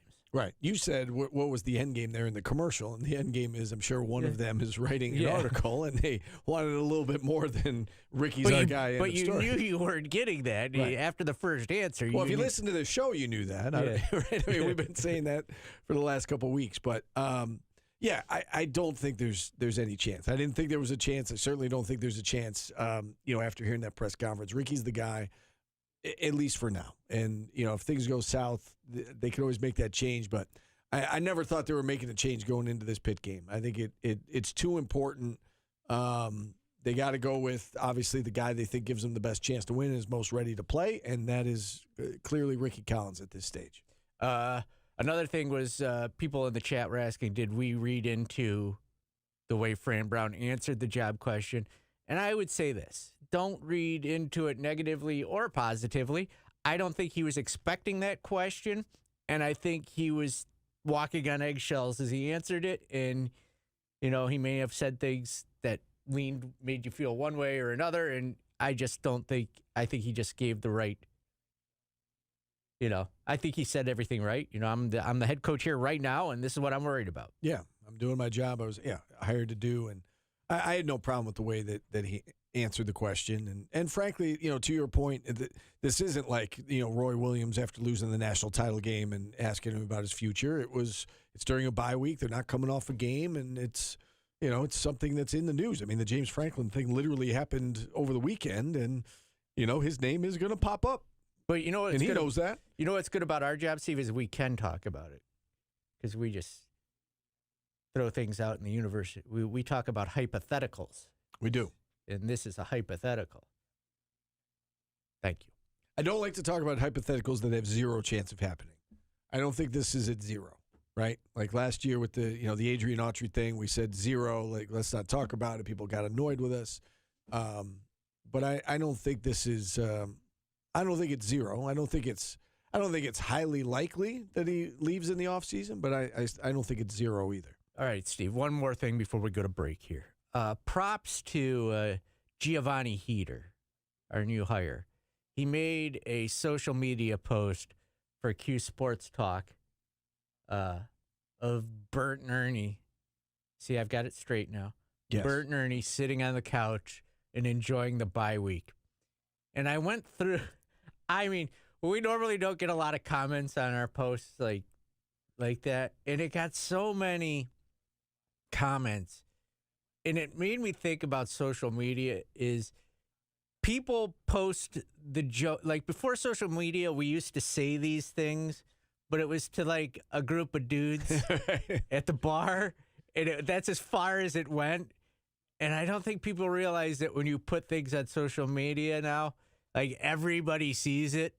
And I was like, my goodness, like it comes across as a miserable fan base. Whereas I think they were trying to be lucky. So it's Bert and Ernie on a couch enjoying the bye week, and Bert's got his arm around Ernie. Did you see it? I did. Okay, so they'll probably lose. LOL. It's a bye week, and somehow Ricky Collins threw 2 more interceptions. Ha ha. Yeah, like these are things. But like if kids are like, I don't think people realize like. Yeah, this is a good one. I'll go positive. Dean Williams says, I can't wait to go to the Dome for the Pig game.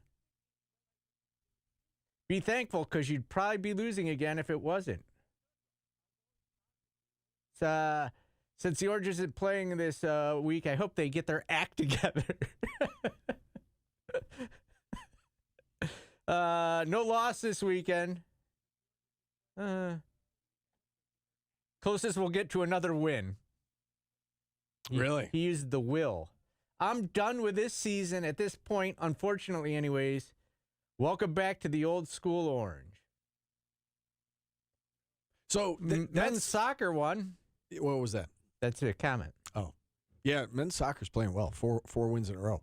I got one more. I'm just about done with Syracuse football. The more things change, the more they stay the same. Okay, so that one, and what was the one you read? I just closed previous. out. Oh, you closed out of it about the going back to the way it used to be or whatever. That's the take I don't understand. If you're frustrated and you're out on the season because you feel like okay, they got to 3-1, you were excited, and then Angeli went out, and you feel like okay, well, it's just going to be another 6-6 or 7-5 or whatever the case may be. Okay. But to suggest that it's the same old, like if you haven't been paying attention. Yeah. If you think this is the same, this is not the same that it's been for 20 years. It's not even close. So that's the take that I guess bothers me. Are fans snarky and upset and disappointed about the fact that they're 3-3 now and 2 lopsided losses after starting 3-1 and getting excited? I get that, but don't say this is the same old because it's not. Yeah, and someone said, CJC says, Paul, have you looked at good teams' Twitter replies after the loss? Yes, every fan base does this. I just don't think, I think people are either naive to how many people see it and how it makes you look to like normal people. And is it funny? Yeah, I chuckle at it because I'm a child. But it's also, is it also, hey, I want to see how many likes I can get on it? I'm like 50, and I want to see if I can get over like 15 likes on my joke. Yeah, that's the point. It happens at every school, and it's my job to talk about things, just like I would at any other school. It's a picture of Bert and Ernie, and it still somehow got people to post miserable things. It just says bye week. It's Steve. If we're ever on a couch watching a football game, don't put your arm around me like Bert's got around me. Oh, it was Bert's arm around Ernie. Yeah. Okay. I didn't look at it that close. I saw the picture, but yeah. All right, let's take a phone call before we get to today's business. Let's go to Drew in Syracuse. Drew, what's up? Guys, thank you for taking my call as usual. Paulie, that last song was not a banger. That was horrible. That was the worst song I think you've ever played on this goddamn radio. You keep your mouth shut. Thank you. Okay. But let's hope that wasn't coach speak for Fran Brown saying that I'm leaving, because we all know that. Like, sometimes you guys say, sometimes the coach will say, I'm here, I'm committed for this game, and I'm just hoping that it's not coach speak for we lost our coach. Thank you for taking my call. All right, Drew. And I wouldn't read into what he said at all. I really wouldn't. I think that's one of those things, Paulie, that you can read into anything you want, and you can make yourself crazy about it and make yourself believe that he's leaving, or you can make yourself believe he's staying, or he didn't say anything there that you need to read into. And if you want to know why coaches get heated, they get asked that question, it's because of that, and it's because of the immediate reaction in our chat I saw of, oh, that's it, he's gone. Because he said right now. Yeah, so that's why they hate answering that question. Right, because you can't say it perfectly, right? And no matter what you say, even if you do say it perfectly, somebody's going to perseverate on a certain word or your body language. Perseverate? Yeah. I got to look that up. Is that a word? Yes. Wow. I just got smarter listening to my own radio show. All right. They're going to hone in on one thing and just, obsess about it. Steve dropping his 3-9 on us right there. Let's take a time out.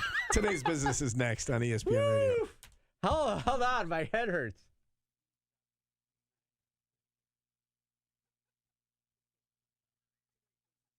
Steve, read your listeners. Stop you. Yeah, I am one of them. So don't talk like that. Perseverate? Repeat or prolong an action, thought, or utterance after simultaneously prompted it has ceased. Close enough. Yeah, it's like, well, he said right now, and you just keep repeating that over and Yeah. over. But he said right now. Yeah, you're perseverating on it. Man, it's big. I'm normally the one that says big words, like inoculate and evolutionize. Steve dropping SAT words on it.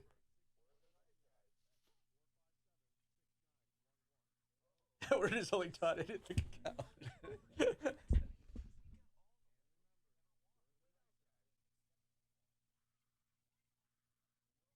How much money did you get to use that? Did somebody say, because you have never done that before? I didn't. Someone give you $10 to say perseverate?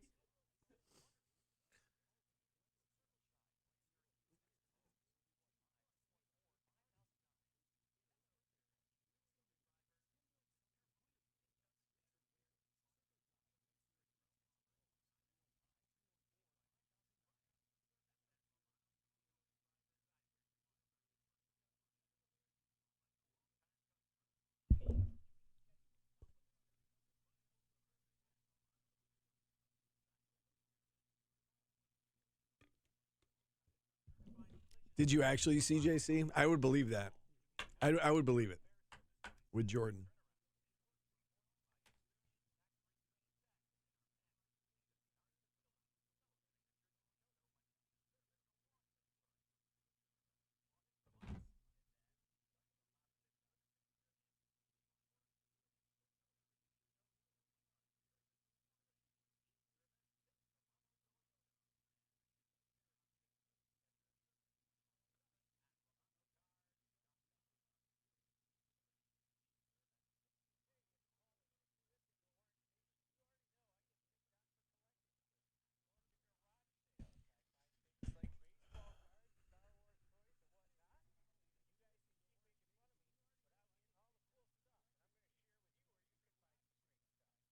Yeah, no, I believe it's CJC.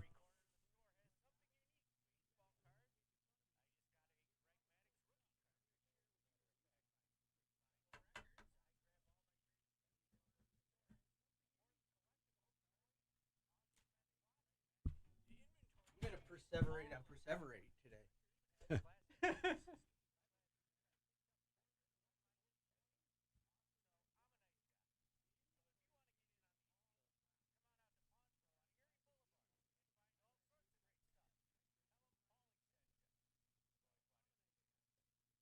I've done that with Park in broadcast before, or I'd be like, "Hey, say this," like, well, something, come up. There was once we went to an Applebee's once on a ride, and the employee of the month's name was Fidelis Io, and I asked him to sneak Fidelis Io into the broadcast, and he did. He did without the express written consent of the Learfield Syracuse Sports Network and Fidelis Io.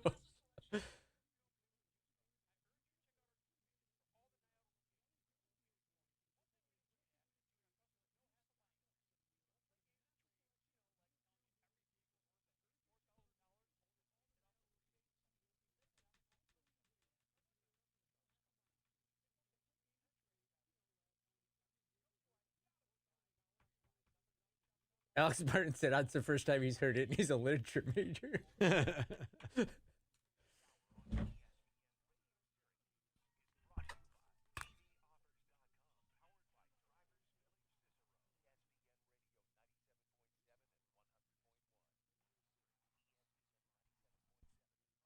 you know what the 4 at 4 is on Sunny today? Songs about butts.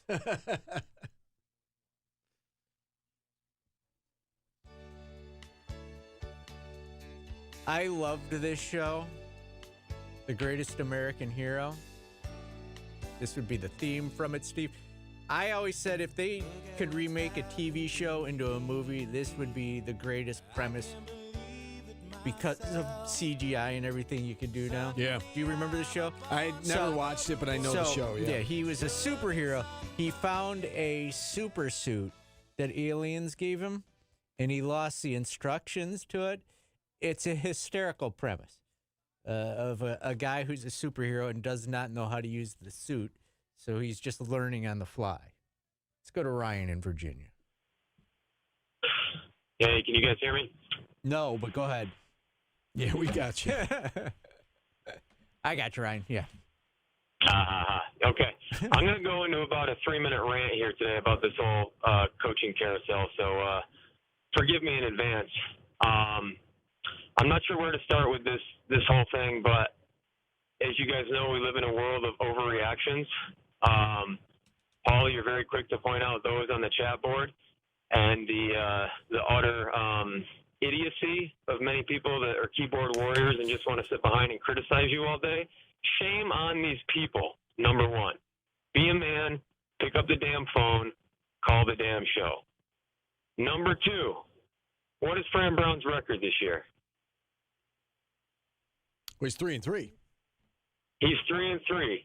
As the great Aaron Rodgers once said, relax. I don't think he's headed to Penn State. And my last point, when Fran inherited the job, it was a consistently 6-6 program. I think success is what you do with what you have. If he's consistently at 7 to 8 wins, that's pretty damn good. So when all these programs are looking at coaches, it's not just, and you guys probably talked about it on the show earlier. I didn't catch any of it, but yeah, it's what you do with what you have. And in some ways, the struggles this year could be a blessing in disguise. You guys probably mentioned it earlier in the show, if it causes him to stay longer. So, end of rant for today.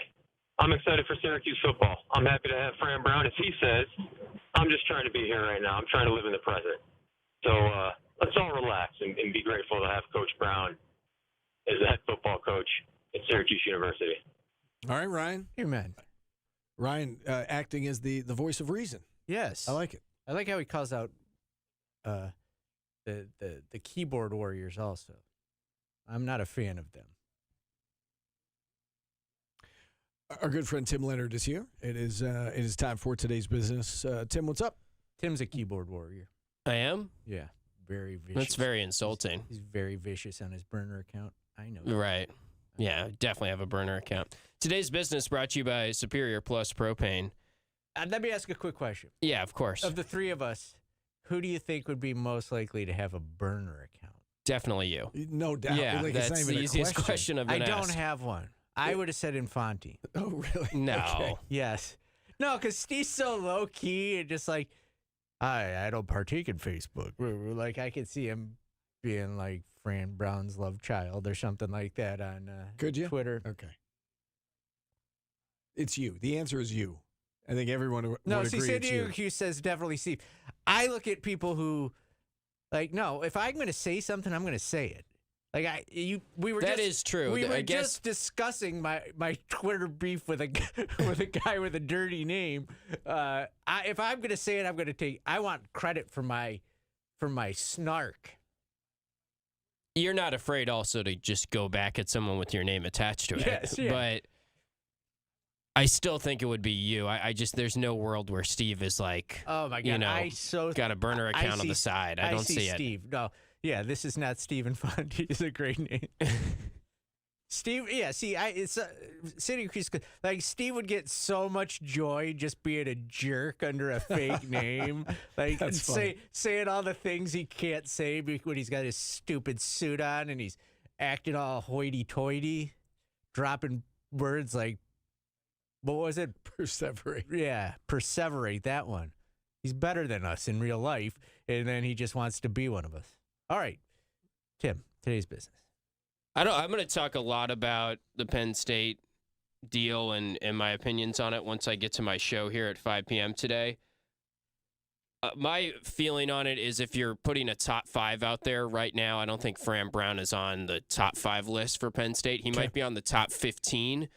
I really think Matt Rule is probably going to be their first call based on everything I've read. And when you guys were going through that odds list on Twitter, those odds just didn't really make sense to me. I'm not saying that's not what is out there, but I just don't understand how you could put out an odds list right now and Matt Rule isn't the favorite based on his ties and We're going to have Pete Nakos on the show tomorrow to talk about this more. He tweeted today, and he's been following all the coaching carousel news very closely. He tweeted that he thinks Matt Rule is the favorite right now. So I think I'm more worried about what would happen for Syracuse if Matt Rule took that job, and what are the chances that then he would ask Jeff Nixon to be his OC. So let's talk about that for a second. Don't you think Jeff Nixon's next move is to be a head coach somewhere? Yeah, or as Mike McAllister said, an NFL offensive coordinator, maybe. Okay. Because, right, I can get that as well. To me, I realized that I was going to say Syracuse to Penn State is a lateral move. I realize it's not truly lateral, but for the sake of this argument, I feel like it's a lateral move. It's going from Power 4 offensive coordinator to Power 4 offensive coordinator. The goal is still either to be a head coach or to get back in the NFL. That doesn't do either for you. It's just another stop along the way. So I'm not That's fair, but also didn't the Ohio State defensive coordinator leave to go to Penn State? I mean, they're going to pay their offensive coordinator a lot. And I get that, right? Yeah. I get that. So it's not 100% apples to apples. I Sure. get that. But to me, and we talked about this last year with Jeff Nixon, and Fran Brown said he's not going to leave for the sake of leaving. He's going to leave for the right job. Now, maybe for him and his family, maybe this is the right job. But if he truly wants to be a head coach or get back to the NFL, this doesn't do that. And you would assume he's going to have an opportunity to do either or both of those things this offseason. So I'm still concerned Jeff Nixon is, not long for this program because he's so good that he may end up somewhere else. I just don't know how concerned I am that it's going to be Penn State. Yeah, it's just he does have a great relationship, we'd have to think, with Matt Rule. Now, Let me ask you something, Tim. Do you think that Fran Brown has a long enough track record for school? This is where I question is, is his track record good enough for a Penn State, a Florida State, a Florida to go after him? I think it would be a risky hire for one of those, and it would be the fan base's reaction would be very mixed, I think, if Penn State were to hire Fran Brown.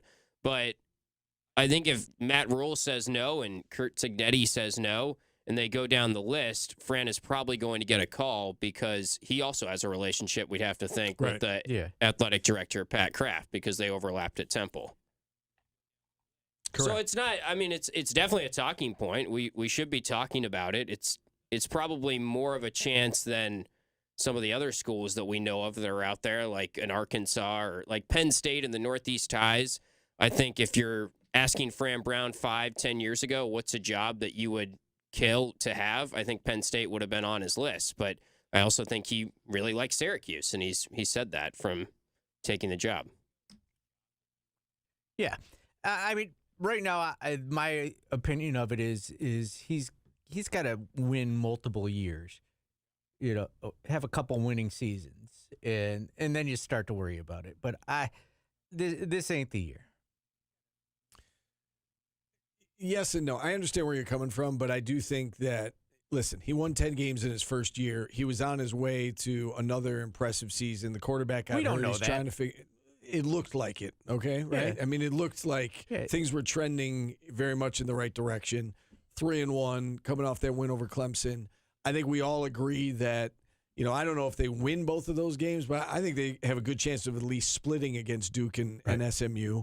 And things look a lot different right now. 4-2 with Angeli looks a lot different than 3-3 without him. So, and then you're on pace to another, potentially 7-8 win season, given the schedule.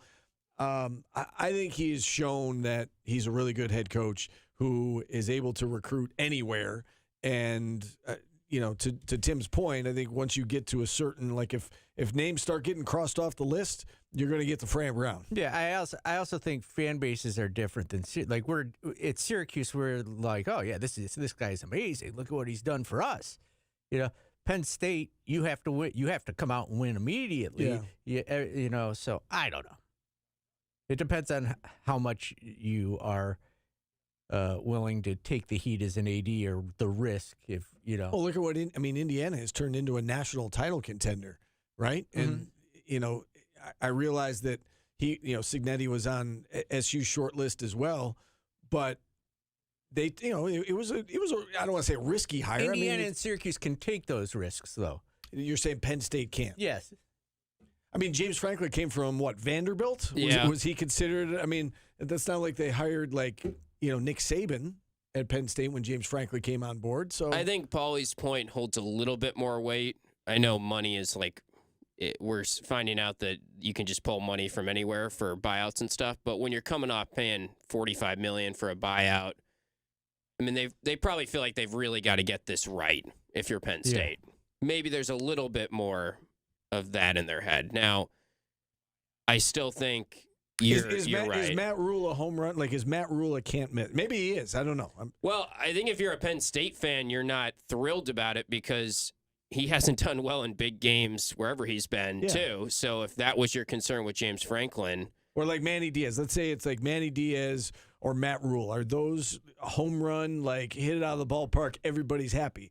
I don't know that everybody's happy. Yeah, I think the Penn State fan base would be Curt Cignetti number one right now for sure. Yeah. And then they're probably viewing it as Matt Rule is likely the most likely option, and that doesn't get us super excited because sometimes the most likely option isn't the one that the fan wants. Yeah, and I'm sure Indiana fans are fretting that they're going to lose their head coach the same way Syracuse fans are because it's not a football power that, Yeah, but I would also argue that Indiana has all the money to be sustainable. And if you're Curt Cignetti right now, he would have to pay to get out of his contract. I mean, Indiana might run the table. They're 6-0, and their schedule doesn't look that tough. So they could be a top 3 team at the end of the year. It's remarkable. It is remarkable what they did. I mean, they deserve to beat Oregon at Oregon. They outplayed them, and it was truly remarkable. Oregon was my pick to win the title, so they got to run the table now.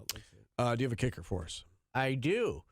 Do you guys know what sports rule was enacted on this day in 1967 that changed the sport of basketball? 3-point line? No. Yes. Oh, really? The 3-point line was put into play today. Not in college. Yeah. It must have been NBA. Yeah. Right. 67 felt too early, but I guess I was thinking of it from a college lens. Yeah. So there you go. That was the kicker. Okay. I thought there might be more. It wasn't a kicker. It was more of a shooter. Yeah. Oh. It was a nugget. Okay. So we'll come back. Let's just go to 52-50. We'll wrap. Okay. Because we're late. Tomorrow, I'm going to do something that I've wanted to do for a long time, Steve. Which is what? For our Artist of the Day. Okay. It's happening tomorrow? No, I'm going to do 7 songs that I'm embarrassed I like. Okay. All right, and I want you to do the same thing for Wednesday, and I want Tim Leonard to do. I got homework now? So I want 7 songs that you like that you're just embarrassed to like. It's a lot of show prep. So like Paul Davis, Cool Night, I'm not embarrassed by that. I would be. But it's going on that list. Yeah, it could be doubled up tomorrow. That might show up twice this Multiple week. times. Yes, yeah. Okay. All right. I'm okay with that. Yeah, just 7 songs that you bang out to. I'll tell you right now, Hold On by Wilson Phillips is going to play tomorrow. Okay. All right. I'll go through my Spotify. I'll find a few. All right, Tim, anything we need to know about your show tonight? No, I welcome phone calls. We'll keep talking about this same conversation about the Penn State job and the chances that Fran Brown would leave Syracuse to go to Penn State. Okay. All right. We are out of time. Thanks for joining us, everybody. For Tim, for Paulie, I'm Steve. Enjoy the rest of the day. We're back at it noon tomorrow.